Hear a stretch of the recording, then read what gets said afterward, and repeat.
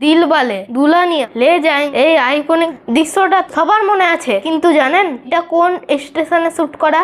Cinema shooting এর জন্য Indian রেলওয়ের প্রচুর লাভ হয়, কিন্তু পুরোটাই সেটে শুট হয় না, কিছুটা রিয়াল লোকেশনেও হয়। বাংলায় নায়ক সাথী, প্রাক্তন থেকে বলিউডের কুলি, চেন্নাই এক্সপ্রেস, কিল, প্রচুর মুভিতে ট্রেনের দৃশ্য রয়েছে। ছবি শুটিং এর জন্য রেলের জনসংযোগ বিভাগ থেকে অনুমতি নিতে হয়, আবেদনের সঙ্গে স্ক্রিপ্ট আর প্রয়োজনীয় নথি জমা দিতে হয়, তারপর পারমিশন পেলে হয় শুটিং।